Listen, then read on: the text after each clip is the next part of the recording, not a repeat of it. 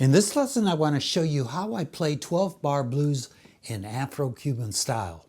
What I am going to show you is meant to be played in a piano-less setting because not only does it emulate what the piano would do, but furthermore mimics the Cuban tres, which is the instrument which originally introduced this style of playing, referred to as the guajeo or montuno.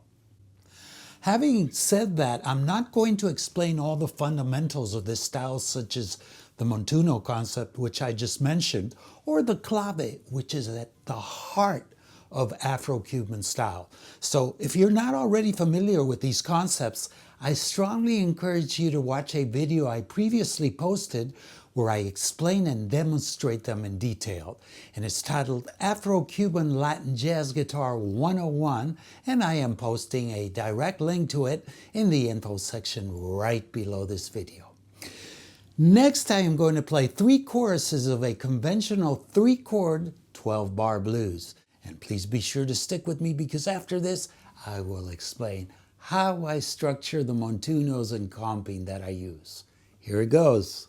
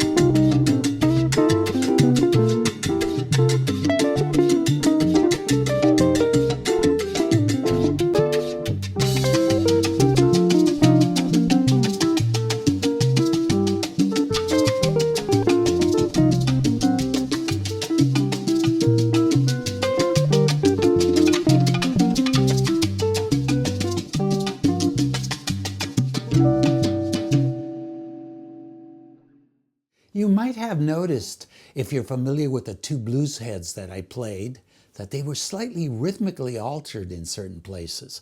And that's because it is customary to adapt the melody so that it rhythmically accents the clave being used. Next, I want to explain how I structure the montunos I used and the unique technique I employ to mimic the sound of the Cuban tres. However, before I do, if you're serious about learning this style, I want to encourage you to download the special study package I've prepared for this lesson. It features a PDF with a complete transcription of everything I played in regular notation and tab. That is, all the montunos, the comping, and the 2 blues heads. Also included are MP3s of everything, as well as a band-in-a-box file with all the parts so you can slow down, loop, or transpose to any key. Finally, for those that don't own band-in-a-box, I include a MIDI file which you can open up in Guitar-Pro or the free app MuseScore. And all of this is available for a nominal contribution from jazzguitar.richiezelland.com/premium, and you will find it under mini courses. Next, I want to explain how I structure the montunos. Like I stated earlier, what I am doing here is emulating the tres cubano, which has 3 double strings tuned in octaves. So your ability to play octaves is essential. And there are two ways of doing this, as many of you already know. The first is by playing the octave, skipping one string between the two. And we can play it like this, between the first and third strings, like this, between the second and fourth strings, between the third and fifth, and of course, between the fourth and sixth. The second way is by playing the octave by skipping two strings between them. And we can play it between the first and fourth strings, and also between the second and fifth strings, which is what I tend to use the most. So let's take a look at what I played in the first four measures of the first chorus, and you'll see that I constantly switch between the two types of octaves within the same chord.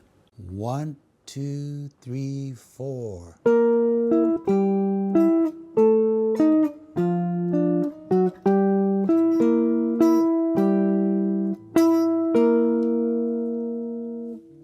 Now, the key factor I want you to observe is that the octaves serve as an outer shell for a guide tone which functions as a pivot to transition between them. So you'll notice that I played the octave here, and I have the guide tone. In this case, I'm playing the seventh, the flatted seventh with the octave, and I have the third as a guide tone in the middle.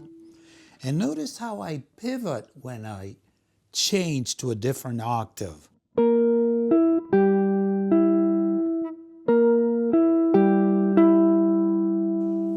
The guide tone remains.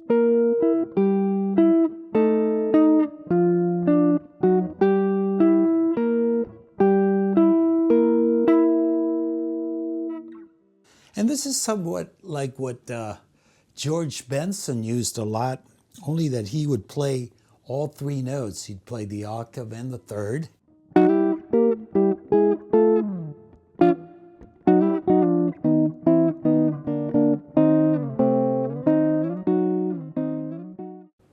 So that's the montuno concept in a nutshell. Next, let's talk briefly about my comping in the second chorus. There I used regular chords for more of a jazz feel during the solo. However, when you do this, keep in mind that it is still important to accent the clave every now and then. But what I really want to show you here is my use of sus4 chords to create a montuno-like effect using full chords. So let's look at the transcription of what I played in the first four measures of the second chorus. And if you look closely, you'll notice that every first chord of each measure is a dominant sus4 chord in which the fourth resolves to the major third of the same dominant.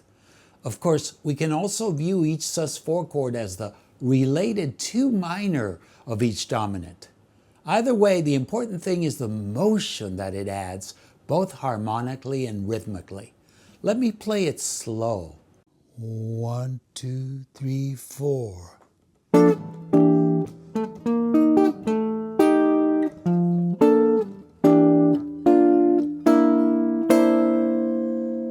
So here we have the first suspension.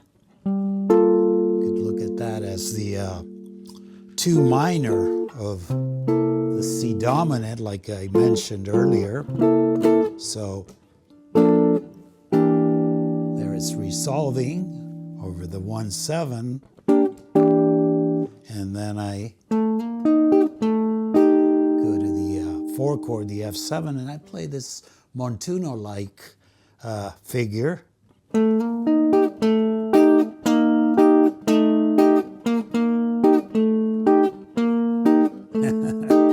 You've all heard that. And then I go back to the 1 chord and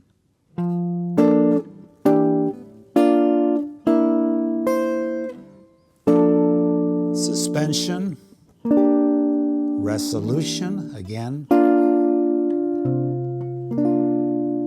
suspension and resolution.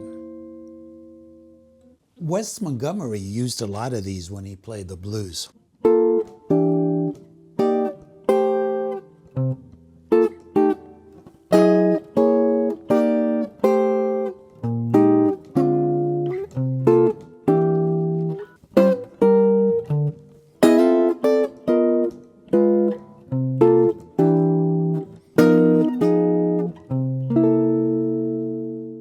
Before I sign off again, if you haven't watched the Latin Jazz Guitar 101 lesson, remember I explain all the fundamentals there, and I even demonstrate them over autumn leaves.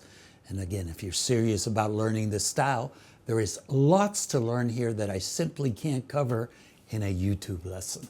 So be sure to download the study package. As usual, I appreciate your likes, comments, and welcome any questions. And if this is your first time on this channel and you enjoyed this lesson, be sure to subscribe. I'm Richie Zellin, and I want to thank you for watching. I truly hope that you have learned something new. And until we meet again, practice, practice, practice. Pórtense bien, nada de travesuras, and may peace be with you.